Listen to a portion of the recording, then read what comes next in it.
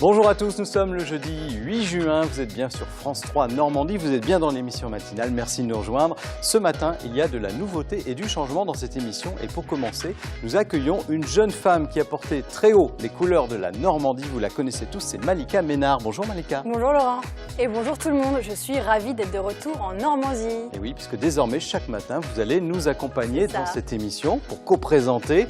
Et bien, on va commencer tout de suite, vous allez présenter notre invité du jour. Donc avec nous en plateau, Pierre Hague, vous êtes pilote automobile canet et vous allez courir les 24 heures du Mans les 17 et 18 juin prochains sur une Alpine. Ça n'a pas été trop compliqué de la garer la voiture devant le parking de France 3. Bonjour à tous. Non, ça a été... Pour l'instant, tout se passe très très bien. De toute façon, l'Alpine qui va courir les 24 heures, elle ne sort pas en général. Hein. Elle n'est pas chez vous. Si, je l'ai vue. Vous l'avez vue? Vous avez bien de la chance. On va la voir tout à l'heure en image de toute façon. Nous sommes jeudi. Le jeudi, il y a Jacques Maillet avec nous, notre expert en mobilier et objets anciens. Bonjour Jacques, comment allez-vous? Bonjour Malika, bonjour Laurent, très bien. Vous avez l'air en forme ce matin. Oh là, on n'a que des beautés, donc ça va être superbe. Il parle de moi? Bien sûr. Donc, ce matin, vous l'avez célébré, la grâce et la beauté justement. Oui, tout à fait. Bon, on a essayé de faire un hymne à la beauté sur les objets. On verra quelques curiosités. Oui, vous allez nous faire deviner à quoi servent ces petits objets qui sont devant vous. Tout à l'heure, Marie Brunet, notre experte en jardinage, viendra nous rejoindre pour des conseils comme tous les jeudis. Et ce matin, nous allons soigner nos plantes d'intérieur. Et puis, je vous le disais, il y a beaucoup de changements dans cette émission. Désormais, tous les matins, nous allons explorer la Normandie avec deux reporters qui sont en duplex sur le terrain. C'est ça, deux reporters sur le terrain, Laurent Lévesque, le petit nouveau, comme moi, qui va nous emmener dans des coins insolites de Normandie et aussi très jolis. Vous aurez tout le loisir cet été de les tester. Et puis, autre reporter sur le terrain, Mélinda Lelouch, que vous connaissez déjà, qui s'attaquera, elle, au défi culinaire. Le principe est simple. Mélinda choisit des ingrédients, elle les apporte à des chefs, ils doivent concocter des recettes avec. Et aujourd'hui, Mélinda est dans un restaurant de Rouen. Ce sera le défi cuisine. Nous retrouverons donc tout au long de cette émission Laurent et Mélinda. Alors, il y a une chose qui ne change pas dans cette émission, c'est que tous les matins, nous regardons des photos de Normandie que vous nous envoyez. Et ce matin, je vous propose une très belle photo envoyée par Jocelyne qui habite à Merville-Franceville sur la côte de Nacre. Jocelyne a saisi ce papillon posé sur une fleur et elle nous dit que la nature est vraiment magnifique. Mais on l'approuve, Jocelyne. Qu'est-ce que vous avez, vous, Malika, comme photo à nous montrer?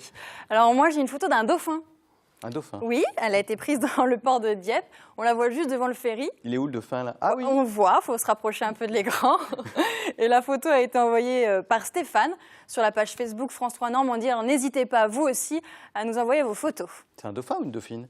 C'est un dauphin. Je vous le disais, tous les matins, donc, nous allons avoir un reporter sur le terrain pour une page découverte. C'est Laurent Lévesque. Ce matin, Laurent a choisi le département du Calvados et un site un peu spécial, un peu particulier. C'est ça, il est dans le repère des amateurs de sensations fortes et surtout de sauts à l'élastique. Alors Laurent, où êtes-vous? Salut à tous, aujourd'hui je suis au viaduc de la Soulèvre dans le Calvados et je suis avec Christian, le directeur du site. Bonjour Christian. Bonjour. Alors quel est ce site Christian? C'est un ancien viaduc ferroviaire qui a été détruit en 1970 et construit en 1889. C'était un viaduc qui permettait d'un train de passer, c'était quoi? Oui, c'était un train qui passait et bien sûr il a fallu supprimer ce pont et on s'est réinstallé en 1990 avec un ouvrage d'art qui est unique au monde. Unique au monde, pourquoi? C'est une passerelle qui a été faite uniquement pour faire du saut élastique, donc ça ne va nulle part, arrivé au bout il faut sauter. Et alors on peut toucher l'eau et je crois que c'est le plus gros saut du monde et j'ai pas bien compris ça. C'est le plus haut saut du monde pour toucher l'eau. Parce que c'est effectivement 61 mètres, il faut avoir des réglages assez précis, ça dépend du poids, ça dépend du type de saut. Il y a beaucoup de paramètres et c'est assez complexe. Donc ça fait 61 mètres là? 61 mètres exact, voire 62 mètres si on veut toucher l'eau.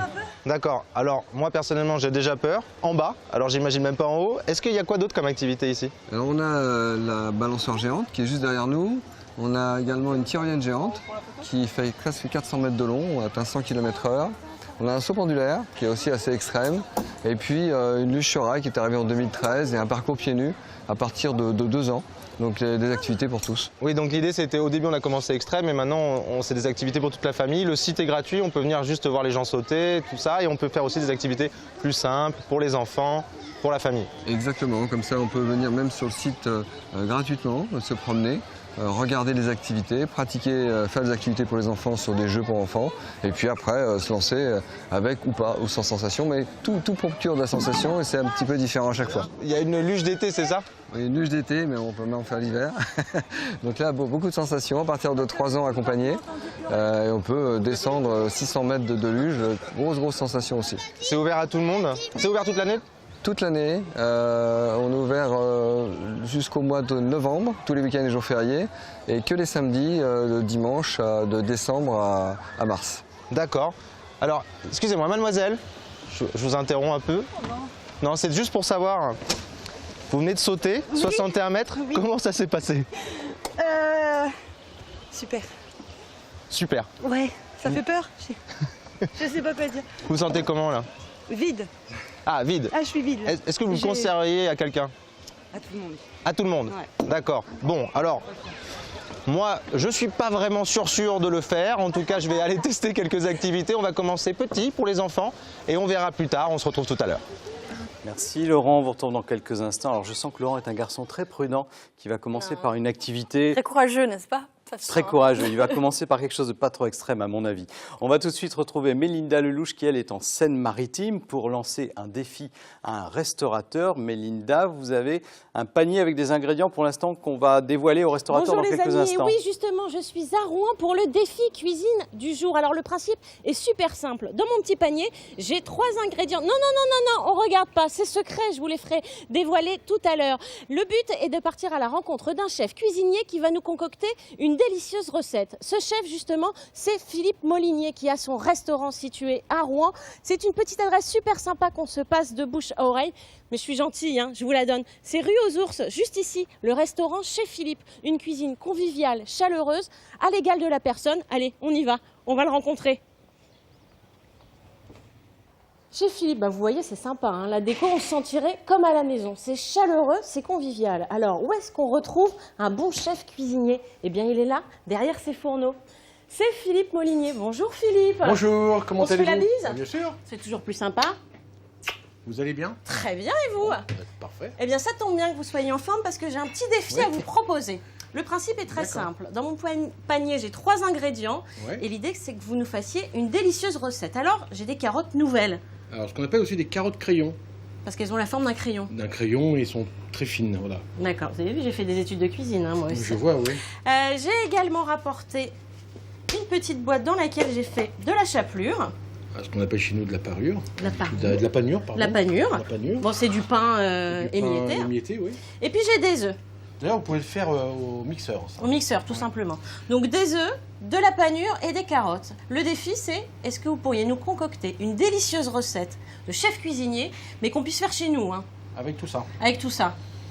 On va essayer de trouver quelque chose et puis, écoutez, un défi relevé, là, on y va. Défi relevé. Bon, Défi on relevé, est sympa, on y va. on vous laisse quelques minutes pour réfléchir, gentil. pour trouver une recette. D'accord. Et puis on se retrouve tout de suite après, justement, pour savoir c'est quoi cette fameuse recette concoctée par Philippe Molinier.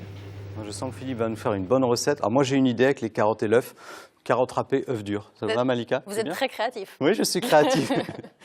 Pierre, Jacques, vous avez mieux, non? Moi, je pense qu'on peut peut-être faire des petits œufs mimosa, des petites choses sympathiques. Il y a de l'idée. Pierre, vous êtes un peu cuisinier? Non, Non. moi, faut pas me faire confiance. Plutôt pilote automobile. Là, on Voilà. peut vous faire confiance. Oui. Donc vous allez faire les 24 heures du Mans. C'est le 17 et 18 juin. Est-ce qu'on peut dire que c'est la plus prestigieuse des courses d'endurance? Oui, clairement, c'est vraiment l'épreuve phare de la saison. Et pour mes 11e, ça sera mes 11e 24 heures, donc je suis plutôt chanceux. Ça fait déjà 11 fois que vous avez fait les 24 heures du Mans? Oui. Alors chaque fois des catégories différentes ou... Oui, plus ou moins, oui, mais toujours régulièrement en prototype.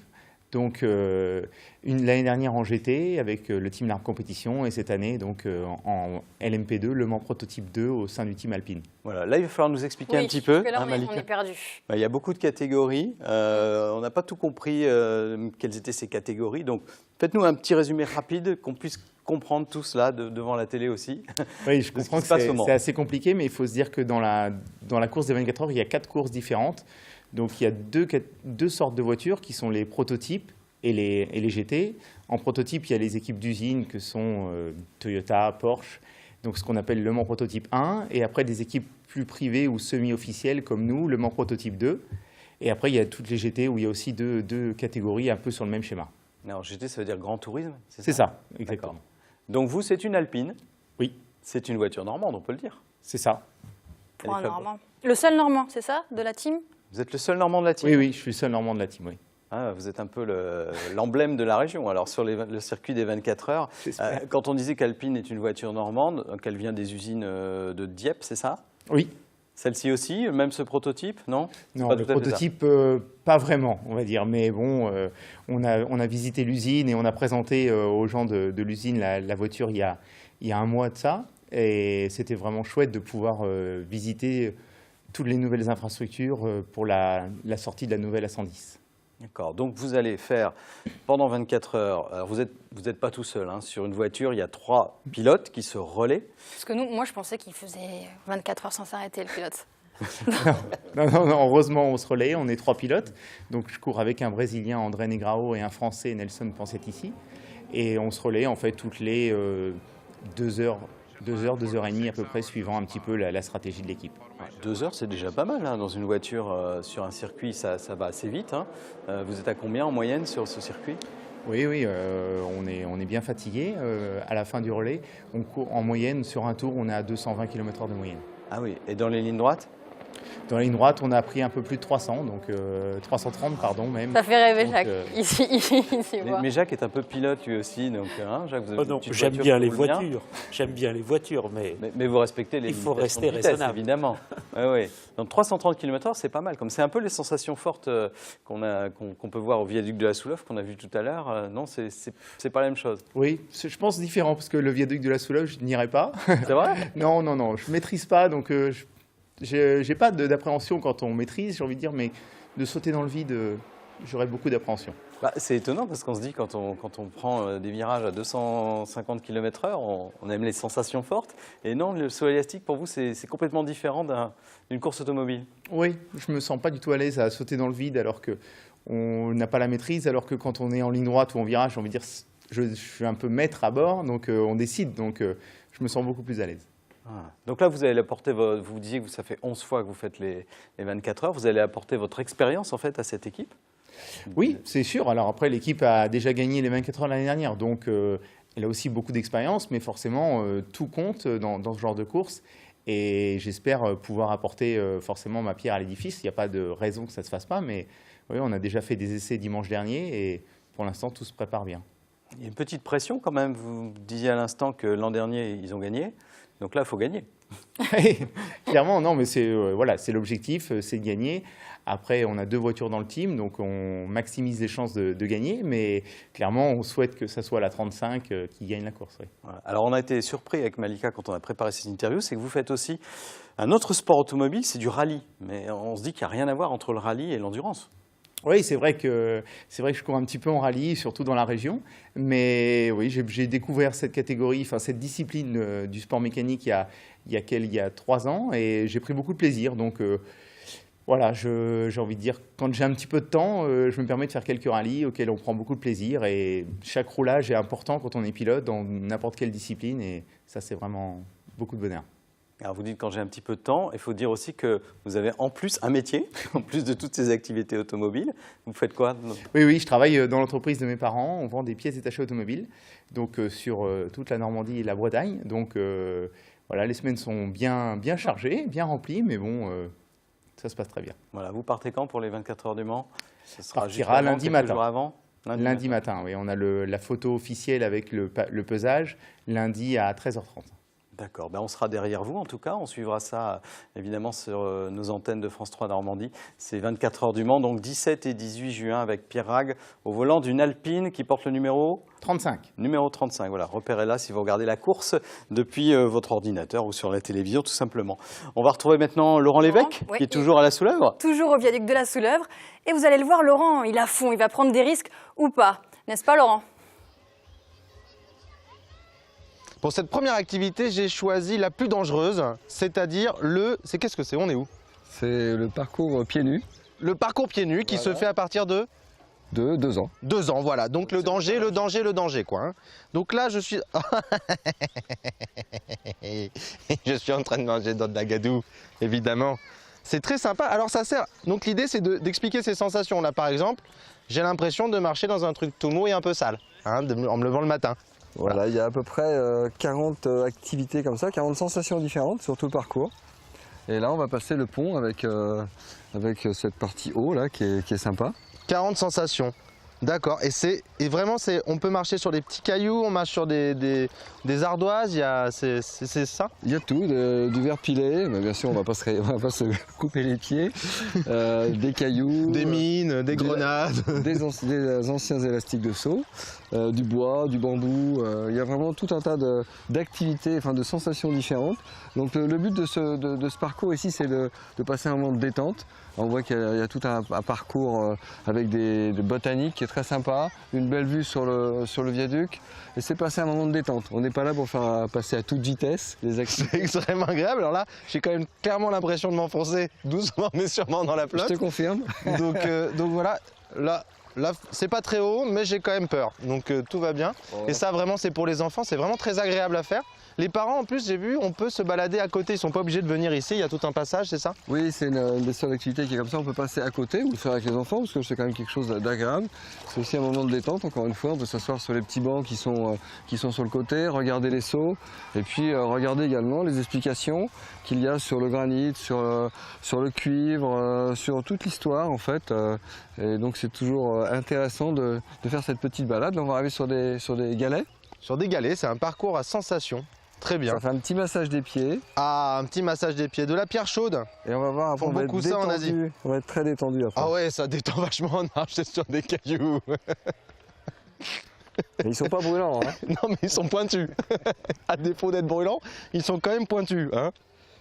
Non, mais c'est vrai que c'est très agréable. Pour les enfants, j'imagine que ça doit les aider vachement à développer tout le contact de la pierre. Ça, vraiment... On a beaucoup de classes, beaucoup de jeunes qui viennent effectivement en semaine, parce qu'on est ouvert tout le temps pour les écoles, et qui viennent passer un moment de découverte de la faune, de la flore et de ses sensations. Donc ça marche toute l'année. Ce petit parcours, ça coûte combien pour les gens? Alors c'est 4 € par personne. 4 €, d'accord. Voilà, pour faire 3/4 d'heure, 1 heure de petites promenades dans le centre, dans ce petit jardin botanique. Oui, parce que c'est assez long, mais c'est vraiment très très joli. Alors là, on passe encore sur des petits cailloux qui font pas du tout mal aux pieds, c'est vraiment très sympa. Voilà, donc on est vraiment sur le caillou hein, plutôt. Oui, il y a un peu de cailloux, on a vu tout à l'heure du pneu, hein, des morceaux de pneu, c'était très agréable, tu l'as découvert aussi. Alors, il y a le cadreur qui manque de se vautrer aussi, voilà, parce que c'est dangereux, c'est un métier extrêmement dangereux. Donc là on est dans quoi? C'est très agréable ça. Ah là c'est intéressant, là c'est bien, là on est bien là. Je peux pas te dire, là c'est du petit gravier peut-être. Hein. C'est du petit gravier.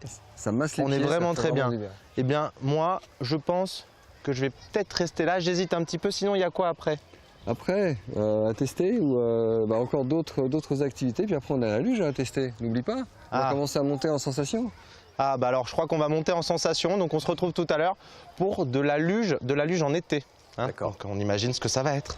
D'accord Laurent, parce que pour l'instant les sensations fortes, c'est plutôt soft. Hein. Ça vous va monsieur ce genre de parcours? C'est de la douceur. Hein. Jusque-là tout va bien. Hein. Oui. Bon, je pense qu'après il va monter un petit peu en pression avec des attractions un petit peu plus, comment dire, un petit peu plus échevelées. Intense. Voilà, je veux dire ça, échevelées. On va présenter maintenant des objets d'art, Jacques, ce matin, puisque vous avez décidé de donc rendre un hommage à la beauté. Vous avez amené des très belles pièces ce matin, et celle-ci est très lourde, par exemple. On a vu hein, quand vous l'avez amenée. Oui, tout à fait. Vous avez donné de votre personne. Oh, c'est un plaisir. Pour son plaisir. Donc oui, cette sculpture, bon, elle a une particularité. Vous avez parlé de poids, Laurent. Ben, tout simplement, elle est en marbre de Carrare, et on peut dire que pour la sculpture, c'est finalement le haut du pavé dans les matériaux employés. Celle-ci, elle est intéressante parce que à quoi on peut définir une belle sculpture? Bien, une belle sculpture, elle est belle quand elle n'a pas de défaut. Et si on regarde un petit peu toute l'attitude, quand on regarde un petit peu le travail de sculpteur, il a été réalisé par Laurent Marquès, qui était un sculpteur de la deuxième moitié du 19e siècle. Et puis, Laurent Marquès, il avait des petites spécialités assez amusantes. Il a bien sûr signé la pièce, mais il a mis sur le bas de la sculpture, donc un marteau, un maillet qui était finalement sa trace sur le bas. L'autre côté fort intéressant, c'est que cette sculpture, elle est titrée Galatée, et il y a une petite histoire. Il faut savoir que c'était Galatée et les sculpteurs Pygmalion qui a fait ce modèle. Et en modèle, il avait pris tout simplement Aphrodite. Aphrodite, alors c'est très belle sculpture, effectivement, je vois sur le socle Galatée. Vous dites que c'est en marbre de Carrare.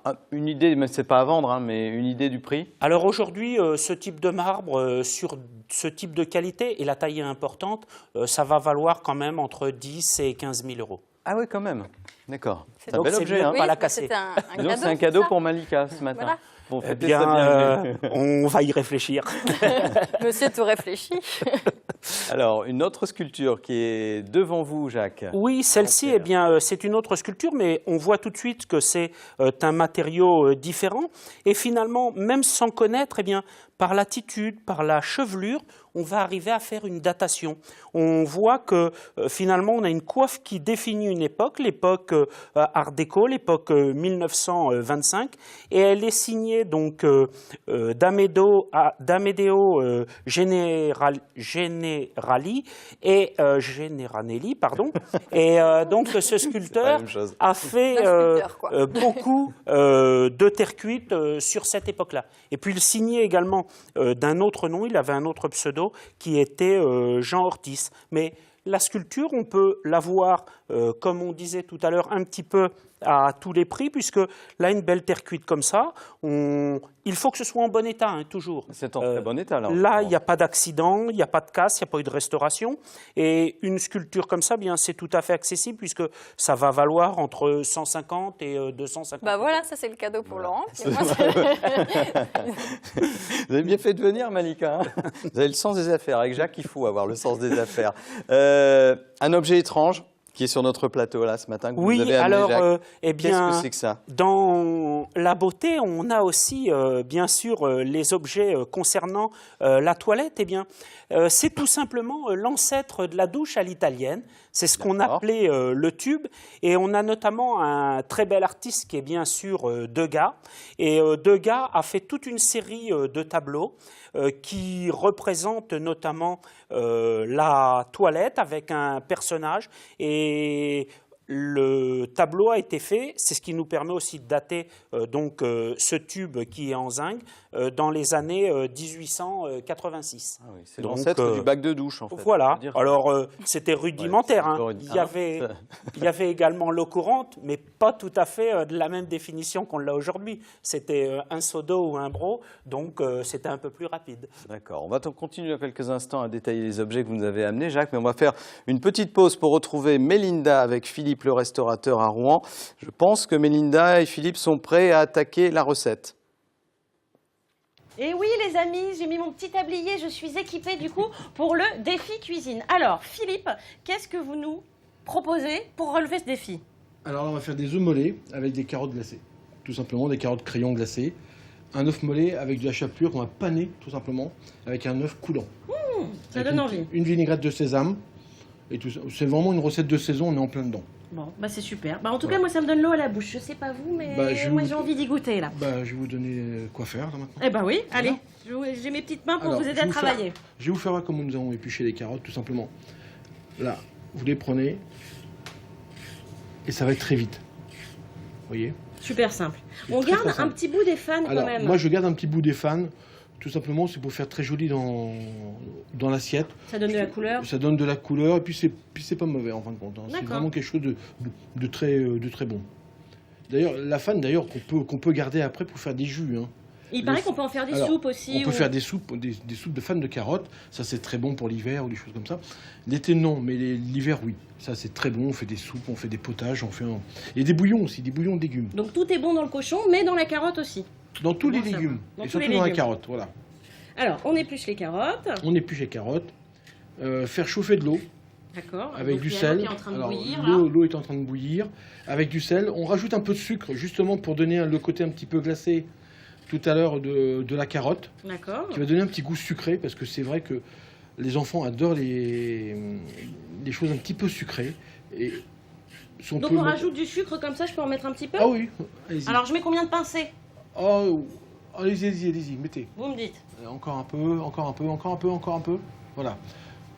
Là, je vous ai préparé du beurre qu'on va pouvoir mettre dedans aussi.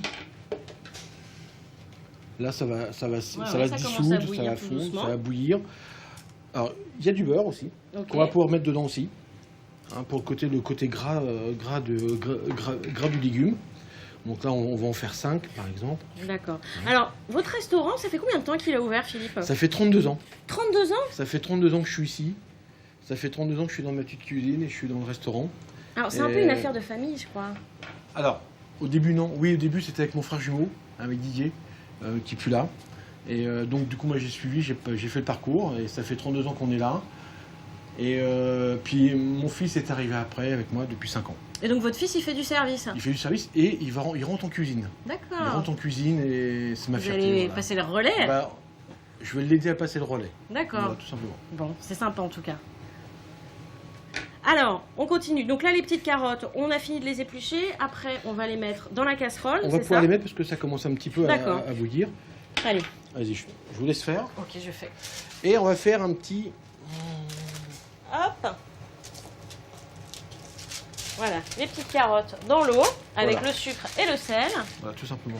On va juste rajouter ça, voilà.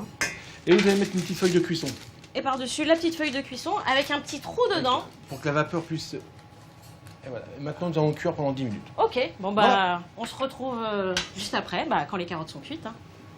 Oui, 10 minutes, ça me paraît bien pour cuire des carottes. Malika, vous, les conseils de cuisson pour les carottes, Vous non adressez vraiment à une passionnée de la spécialiste carotte ou une spécialiste. Non, en fait, on me forçait à en manger parce que c'est censé rendre aimable. Oui, entre autres. Hein, ça rend aimable les carottes. Voilà, là. du coup, ça m'a un petit peu... C'est ce qu'on nous disait à la cantine pour nous faire avaler les carottes râpées. au Oui, général. et la cuisse rose, non? Vous n'aviez pas ça? On m'aurait menti. Plutôt sur le sol. Après, il n'y a pas trop de problème. Bon, on va continuer à explorer les objets anciens, les objets du passé, Jacques, toujours sur le thème de la beauté donc. Et là, on est dans la préparation des jeunes femmes avec des instruments qui sont très élégants. Oui, tout à fait. Bien, On va essayer de deviner. Malika, je vous invite à aller voir de plus près. Donc, j'ai amené plusieurs petites choses. Là, tout simplement, aujourd'hui, la glace est plutôt incorporée dans une salle de bain. Et bien là, on avait un joli miroir qui permettait, sur l'époque Napoléon. On va dire qu'il a vécu. On va dire qu'il a un petit peu vécu, Malika. Au moins, on ne voit pas trop les imperfections du visage, hein, comme il est un peu cassé. Alors, On se trouve plus beau. il est clair qu'aujourd'hui, on a des techniques pour les glaces qui permettent d'avoir une vision parfaite. Mais il ne faut pas oublier qu'à d'autres époques, c'était... Là, on va peut-être être plutôt être dans le désastre. Mais de l'autre côté, ça sera les astres. Donc, je dirais que sur la glace, eh bien, on a eu des techniques qui ont évolué. Au 19e et au 18e, c'était avec des techniques de plomb. Donc, la glace n'était pas parfaite. Et aujourd'hui, on peut avoir des techniques qui sont donc totalement parfaites. Pour ce petit miroir, on va être sur l'époque Napoléon III, entre 1860 et 1880. Et c'est des objets donc, en bronze tout à fait accessibles qui sont aux alentours d'une cinquantaine d'euros. Ça, qu'est-ce que c'est? Ça, c'est intriguant. Hein. Ça, Malika, eh bien, je pense qu'à une certaine époque, ça vous aurait beaucoup servi. Vous êtes bien sûr toujours beaucoup sollicité. Aujourd'hui, la façon est un petit peu différente. Si vous allez en boîte de nuit, on viendra vous demander pour faire une danse. Eh bien, et ça sert à quoi? En 1820, c'est finalement l'invention des premiers carnets de balles. Et la courtisane avait ce petit carnet avec le petit stylo et elle permettait de mettre le nom de chaque courtisan pour les danses. Tout ça dans une soirée. Voilà, tout ça dans une soirée. Alors, elle on en a pouvait peu. peut-être avoir même plusieurs carnets si elle était... C'était pas la peine d'inscrire votre Elle distribuait des tickets en quelque sorte. Elle distribuait des tickets aux danseurs, c'est ça? Voilà, c'était ça, ni plus ni moins. Comme des tours de manège. Elle fait la queue, quoi, en fait. D'accord. Ouais, on peut le voir comme ça. Alors, de quoi vous coiffez ensuite Alors, ça, c'est très important pour Jacques. Là, Là. ça va, moi, je n'ai pas trop de problème. La brosse va plutôt bien glisser. Mais on avait finalement les accessoires. Là, on est dans un modèle qui est plutôt des années 1950. On a bien sûr la glace, on a les brosses. Et puis, très joli, ça. On a aussi donc les brosses pour les vêtements et également pour les petits chapeaux ou certaines coiffes. Donc, pour démarrer une collection, bien, c'est des objets qui seront malgré tout à des tout petits prix. Un ensemble comme ça, on va trouver ça sur une trentaine ou une quarantaine. Ah oui, c'est pas en or massif alors, parce que c'est doré, ça brille, mais là, si ça c'est pour les cheveux? Oui, tout à fait, oui. En un Très vite, coup. Jacques. Très vite, Jacques. Les mouches. Très Oui, vite. On a plus alors beaucoup de très temps. vite, eh bien, on a quelque chose qui est assez surprenant. Cette petite boîte ici est donc une petite boîte de transport, mais qui était boîte à mouches. On a également une photo qui représente, qu'on peut voir, qui représente l'original de la boîte à mouches. On avait deux petits compartiments pour mettre les mouches et une petite glace. C'est ce et que la les mouche, dames mettaient sur le visage. Ouais, pour- c'était finalement la mouche pour la séduction. Et selon l'endroit où la mouche était posée, Ça voulait eh bien, ça voulait dire qu'on était mariés, on était disponible ce soir, on appréciait une rencontre coquine, et il y en avait beaucoup d'autres que malheureusement, où Oui, je bon, m'abstiendrai, c'est le matin, on va de peut-être détailler. pas... Aujourd'hui, on met un statut Facebook, hein, c'est encore différent. On va retrouver Laurent Lévesque qui est toujours sur le site de la Sous-l'Œuvre. Alors cette fois, Laurent prend un petit peu plus des risques. Laurent, est-ce que ça y est, vous êtes embarqué pour une aventure? Ah bah oui, vous êtes embarqué. C'est donc en direct d'une luge que je vous retrouve pour une activité qui a l'air très sympa. Pour l'instant, la montée se fait plutôt agréablement. Où on est là, Christian? On est toujours au viaduc, hein, donc 300 mètres de remontée, 600 mètres de descente, à fond. 600 mètres de descente à fond. Est-ce que je peux partir là tout de suite? Non, c'est pas possible. Non, là, en fait, on peut pas, on est vraiment accroché au rail, en toute sécurité, descente, grosse sensation, et on va essayer d'y aller doucement. Ouais, on va y aller doucement. Alors, il y a des enfants qui font ça? À partir de 3 ans, accompagné. Je viens de voir des virages, là, j'ai un haut le Sinon, les adultes aussi, tout le monde peut le faire, hein, donc on arrive bientôt, là. Regarde, on est dans la forêt, c'est quand même pas joli, là, hein. C'est magnifique, je C'est trouve beau, ça le paysage, magnifique. là. J'aimerais profiter du paysage. Je ne sais pas ce qui m'attend en haut de cette côte. Donc j'ai très peur en fait. Voilà, j'ai très peur. Voilà. Et On est effectivement. presque arrivé, là, hein, on est presque arrivé, là. Et après, alors d'un coup, ça va commencer, on va partir. Alors on va essayer de. Ça va jusqu'à combien de kilomètres heure? 50 km/h maximum. 50 km/h. Mais c'est bien, hein. C'est bien, oui, d'accord. Alors. Donc là pour l'instant ça va, c'est au prochain virage que ça va un petit peu commencer Voilà, quoi. là, ça commence doucement, toi. D'accord, Et ça va aller un petit peu plus vite. Là, on a des petits virages. d'accord. Voilà, là, on a un gros Oh là là virage. là là là là. Là, c'est pas mal. On a... Oh non, je peux pas Oh. le faire. Ah, on a vu moins vite. Et là, on a perdu. Et là, on ralentit un petit peu. Alors, on ralentit un petit peu. Voilà. C'est un endroit très agréable, c'est vraiment très bon. Là, donc, il y a Ah, des le dernier enfants qui virage. le font, c'est tout à fait Comment normal. tu trouves les paysages? Comment tu trouves le paysage? Le paysage très C'est sympa. sympa, oui. Regarde comme c'est beau. Oh oui. Attention.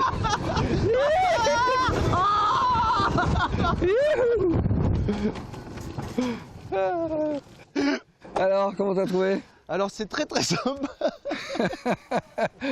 Bonne Je comprends sensation? pas que les enfants puissent le faire. Si, je te promets, les enfants, ils adorent. Moi j'ai eu très peur un peu. Voilà. Donc là je crois qu'on va aller faire de la tyrolienne. Donc Mais et même pas peur. Hein. même pas peur. on se Non, retrouve même pas tout à crier, l'heure. rien du tout. Rien Nickel, du hein. tout. Pas crier. Franchement. C'était génial. À la Laurent, prochaine. il a tout. Ouais, bon courage pour la tyrolienne. Laurent, il a beaucoup crié là sur la luge. Hein. Oui, Je sais c'est pas. que la luge. Je crois qu'on va préparer les niveaux de son pour la tyrolienne, hein, si c'est crescendo. Et pendant qu'on était sur la luge d'été avec Laurent, eh bien Marie Brunet nous a rejoint. Vous avez pris la place de notre invité Pierre.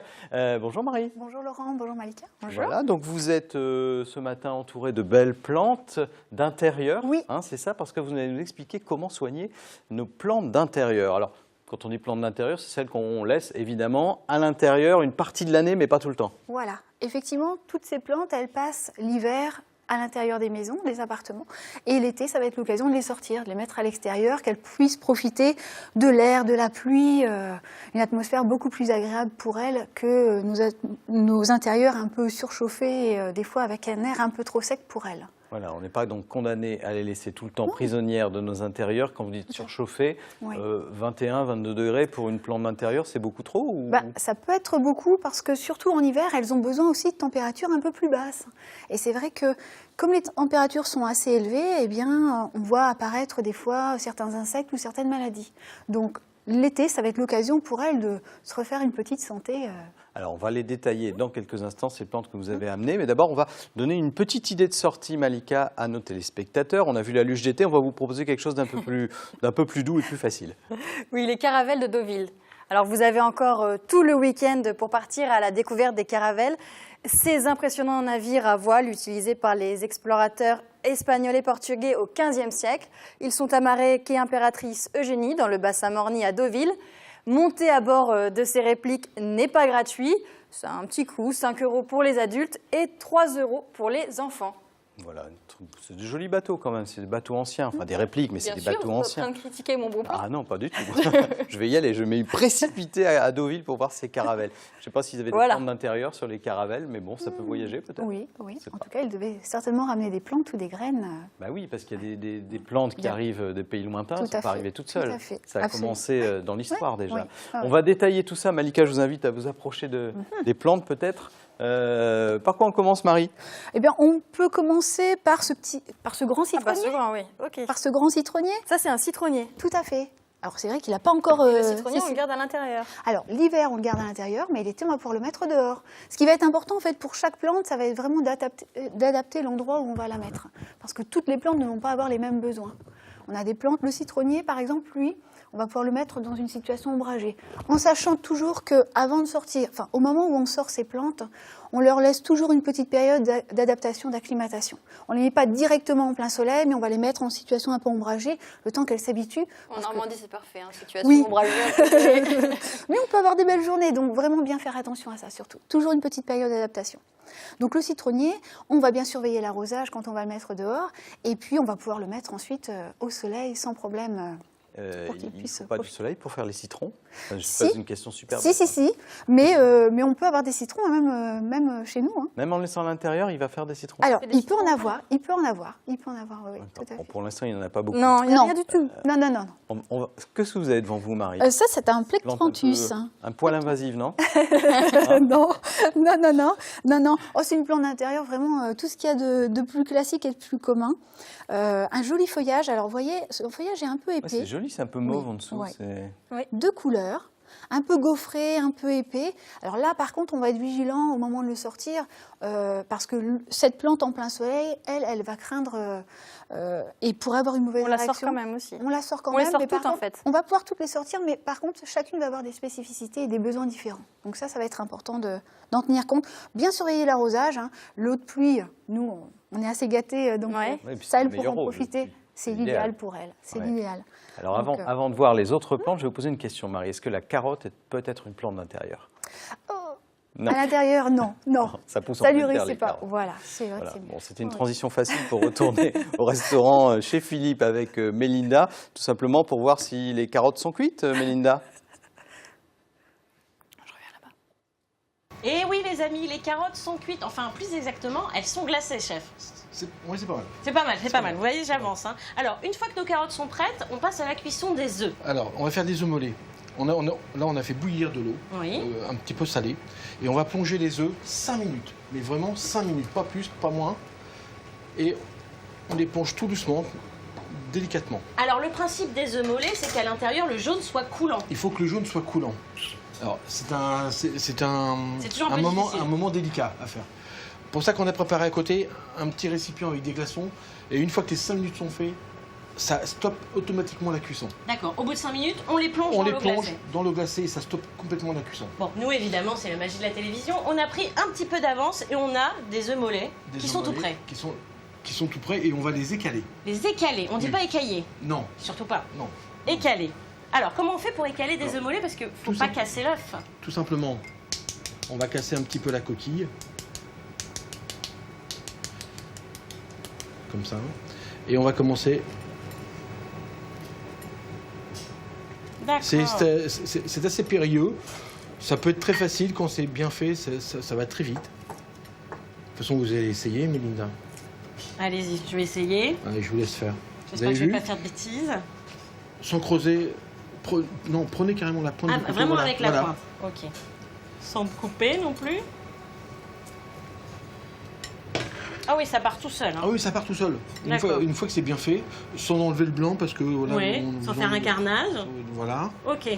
Bon, alors une fois que j'ai écalé mes œufs. Alors tout simplement, une fois que vous avez calé les œufs, nous on avait déjà préparé votre panure. Oui. Vous m'avez apporté tout à l'heure gentiment. Nous allons la paner. D'accord. Nous allons paner l'œuf. Ok. Est-ce que vous avez des œufs déjà écalés? Parce que moi Oui, je on suis a très déjà- très lente. Hein. On a déjà des œufs écalés parce qu'on a pris. Bon, allez-y. Voilà, tout Alors. simplement, voilà.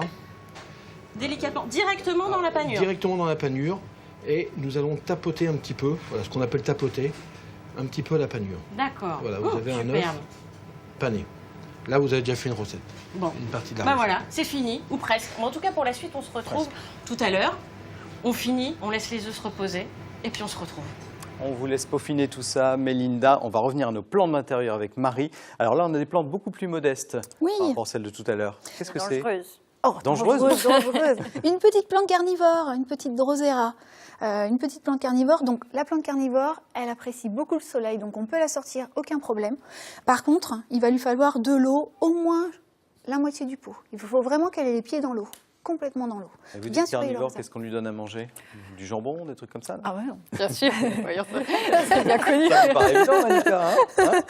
Des petites bêtes, des petits insectes. Elle les trouve tout seule? Elle ou- se débrouille toute seule. Ah, c'est Là, vrai. elle a un système de petites gouttelettes autocollantes, enfin collantes. Et en fait, les insectes vont se trouver emprisonnés. La petite feuille va s'enrouler autour de l'insecte et hop, après la plante va digérer l'insecte. Mais ça veut dire qu'il y a des insectes à l'intérieur de la maison quand même, hein, parce que Oui. c'est des plantes Oui. d'intérieur, la Oui. thématique. Mais bon, on a toujours quelques insectes Oui, hein, oui, oui. Ouais, ouais, ouais. à droite, à gauche. dans Donc la une maison. petite plante carnivore. Une et là, petite plante c'est quoi? carnivore, C'est une petite fougère. Une petite fougère. Donc on peut avoir aussi des fougères à l'intérieur de nos maisons. Et par contre, les fougères, quand on les sort l'été, elles apprécient vraiment des situations bien ombragées.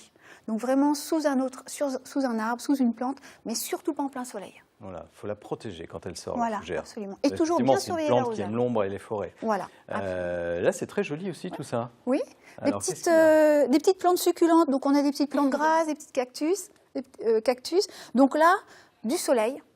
Et puis surtout, bien arrosé. Contrairement à ce qu'on pense, les plantes grasses ou les cactus, ils ont aussi besoin d'eau. Donc On arrose tout le temps en fait. il faut bien surveiller l'arrosage. Mais en fait, c'est toujours la question qu'on se pose avec ce genre de plantes, notamment les cactus. On se dit, comme ça vit en plein désert, qu'il faut très peu arroser. Eh oui. Alors on fait comment? C'est tous les jours? Alors, ce qui va être C'est important, toutes c'est les au contact. Il semaines ne faut pas hésiter à toucher la terre et à voir un petit peu. Si la terre, il vaut mieux oublier un arrosage. C'est toujours récupérable que si on arrose de trop, le problème c'est que l'eau va stagner, les racines risquent de pourrir. Donc il vaut mieux les oublier. Je vous dis, rater un arrosage, ça c'est pas un problème pour la plante. Voilà, on arrive plutôt que toujours à de la trop récupérer. arroser. Tout à fait. D'accord. On a encore deux belles petites plantes qui sont là. Donc on a cette petite saxifrage, une petite plante Comment vous d'intérieur. Saxifrage. Saxifrage. Saxifrage. Très joli. Voilà, tout à fait. Qui est en train de finir sa floraison. Des petites feuilles très très jolies, à deux couleurs aussi. Donc celle-ci, on peut aussi la sortir. Pas trop au soleil, situation un peu mi-ombragée. Bien faire attention et surtout bien faire attention aussi aux évolutions du temps hein, pendant l'été. Des fois, on peut avoir des orages, des grosses pluies. Donc bien faire attention et bien protéger aussi les plantes pendant ces moments. Et à quel moment on les rentre alors? Alors, on les rentre. Idéalement, au mois fin septembre, octobre, ça va dépendre des plantes. Hein. De toute façon, si vous les oubliez, il y a des signes qui ne tromperont pas. Les feuillages vont devenir rouges ou jaunir. Donc là, c'est vraiment le signe qu'il faut vraiment les rentrer très rapidement. Mais bien surveiller la fin de la saison. Donc du bon sens, il faut les observer avant tout, fait, tâter c'est la ça. terre Tout à fait. et surveiller la météo aussi extérieure. Merci Marie. Alors un rendez-vous que vous voulez nous donner, c'est, je ne sais pas si on voit bien, voilà, c'est le jardin qui est installé place Saint-Sauveur à Voilà, Caen tout à pour fait. l'été. Pendant tout l'été jusqu'au 24 septembre. Et puis plein d'animations, de visites et un gros week-end d'animation le 17 et 18 juin. Place Saint-Sauveur, donc... En même temps que les 24 heures Ça. du Mans. Voilà, c'est ça. Bon, Voilà. Merci Marie. On va retourner à la sous-l'œuvre. Alors, est-ce que Laurent va faire encore plus fort? Est-ce qu'il va tenter le saut à l'élastique? Parce qu'il faut quand même préciser que ce site de la sous-l'œuvre, il appartient à une légende du saut à l'élastique. C'est tout simplement l'inventeur du saut à l'élastique. Il s'appelle Hackett. Et il y a tout juste 30 ans, il avait sauté du deuxième étage de la Tour Eiffel avec un élastique, évidemment de façon totalement illégale, mais ça avait fait sa notoriété. Il a fait beaucoup de communication avec ça. Il a racheté plusieurs sites dans le monde. Et la sous-l'œuvre, c'est un site Hackett, mais c'est le seul en Europe. Donc c'est vraiment l'endroit pour faire du saut à l'élastique. Alors, est-ce que Laurent Lévesque va tenter ce saut à l'élastique ou il va faire quelque chose de plus modeste? On va tout de suite retrouver Laurent. Alors, c'est quoi?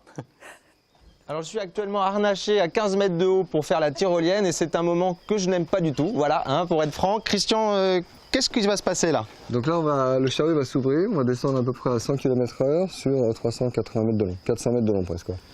D'accord. Je ne sais vraiment pas quoi dire puisque j'ai très peur en fait, tout simplement. Il y a combien de sauts par jour ou par an, tiens? À peu près 7000 personnes qui passent par an sur cette activité.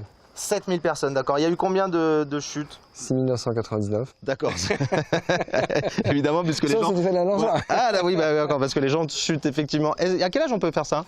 Donc c'est 1m30 et 40 kg. 1m30 et 40 kg. Pourquoi 40 kg? Pour rentrer dans le harnais. Ah, pour rentrer dans le harnais, d'accord. Donc là, il y a des harnais, il y a des sécurités, c'est comme une balançoire finalement. Toi, on peut se balancer comme ça, toi. Donc je pense qu'on va pas tarder à y aller, hein, si j'ai bien compris. Donc je voulais dire à tout le monde que je les aime, enfin ceux qui se reconnaîtront, les autres pareil. Voilà. Donc je vais rendre le micro. Merci. Ok les gars, avancez bien. Après on les compte, on lève bien les jambes et on est parti. D'accord. Je me tiens où? Tu tiens. Bon là c'est bien, c'est parfait. D'accord. Prêt? Non. Allez, 5, 4, 3, 2, 1.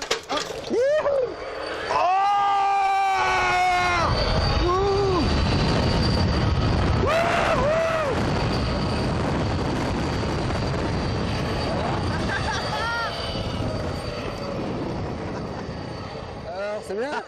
Ça passe tout seul. Bah alors. Ah, ça passe tout seul. Ah non, ça c'est le mauvais moment.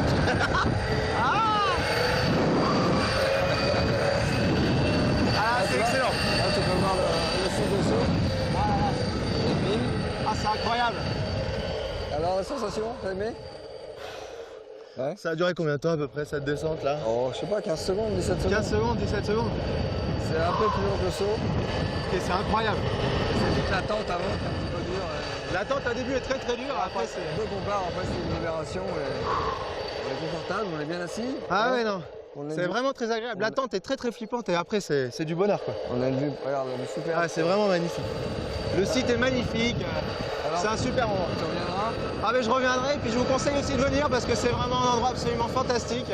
Voilà, et je vous dis à une prochaine fois. Mais c'est vraiment génial. Merci Christian. Allez, on remonte. On remonte. Bon, la tyrolienne, on va le faire. Hein, Malika, ça oui. a l'air bien.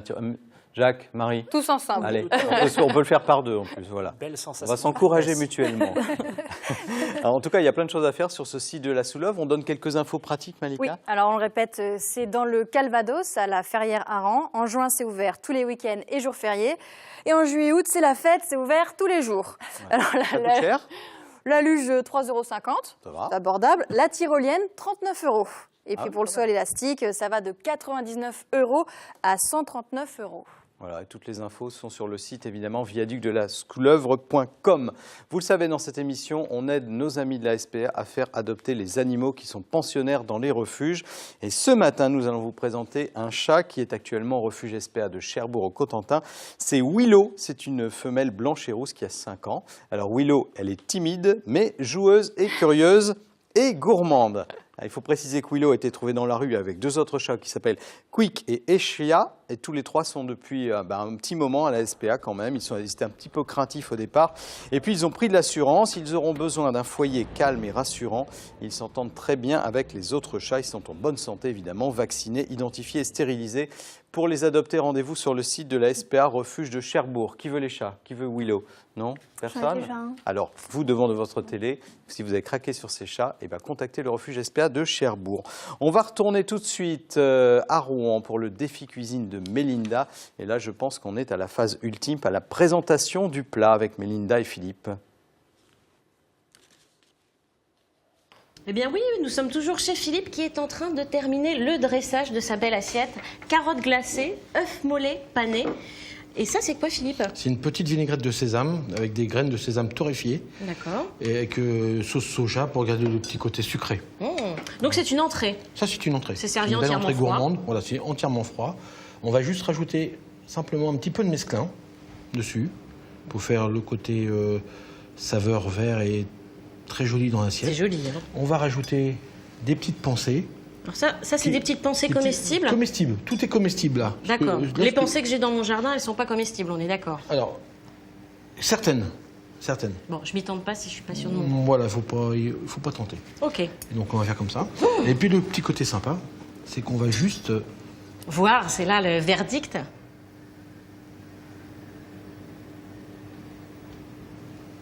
Voilà, ça va couler tout doucement, mais ça met du temps. On va juste remettre un peu l'œuf dessus. Ça donne envie en tout cas. Hein. On va remettre un petit peu de mesclun dessus, et puis voilà. Ça fait vraiment une petite entrée gourmande, printanière. C'est très On bon. est en pleine saison, là, voilà. Bah écoutez, moi j'ai très envie de goûter. Hein. Je sais pas vous, mais... Bah oui, Alors, vous connaissez. Hein. Ah, Non. on découvre tout le temps. On découvre Oui, toujours. moi, je découvre tout le temps mes plats. Bon, je me lance. Allez, bon appétit. Bon appétit Philippe, merci beaucoup. Oh, regardez l'œuf tout Voilà, coulant l'œuf là. un peu coulant. Oh là là là là là là. Je plonge dedans, hein, les amis. Voilà, je vous donne envie. C'est le but, hein. C'est très très bon. On sent bien la vinaigrette. Ça relève un peu le tout. Ouais. Voilà, c'est super facile à faire. Vous pouvez le faire chez vous. Vous retrouvez la recette sur les réseaux sociaux. En tout cas, merci beaucoup Philippe. Hein. Ouais. Avec gourmandise. Voilà, défi relevé haut la main. Des filles relevées haut la main et c'est très bon. Bon appétit. Merci. Bah, nous, on vous souhaite un bon appétit, Mélinda et Philippe. C'est lui qui l'a fait. Alors, dites c'est bon, bah, c'est normal. Avant de nous séparer, je vous indique voilà, une idée de sortie à Rouen. Ce sont les images d'un tout nouveau spectacle son et lumière qui est proposé sur la cathédrale, la magnifique cathédrale de Rouen. Les illuminations de la cathédrale qui reviennent pour tout l'été. Ça a démarré ce week-end. La thématique cette année va tourner autour de Guillaume le Conquérant, dont on voit l'arbre généalogique là sur ces images. Le Normand donc qui a conquis l'Angleterre, et on trouvera aussi bien sûr la thématique Jeanne d'Arc puisque nous sommes à Rouen. Très beau spectacle à voir tous les soirs sur le parvis de la cathédrale. C'est gratuit et c'est à 23h. On va se retrouver demain à 9h50. Alors demain, nous retrouvons notre ami Laurent Lévesque, notre reporter. Et il sera où demain, Malika, Laurent? Il sera à Hérouville-Saint-Clair. Il nous fera découvrir le village viking d'Ornavik. Donc préparez-vous à remonter le temps. Alors, on va peut-être voir des gros vikings avec des barbes et des casques à pointe. On verra ça avec des cornes. Il y aura aussi demain la rubrique cinéma avec Bruno Munch et puis de la musique avec le groupe Babiole, qui est un groupe de Rouen qui marche très fort en ce moment. Voilà, ils seront tous là demain. On se retrouve à 9h50. Bon après-midi. À demain.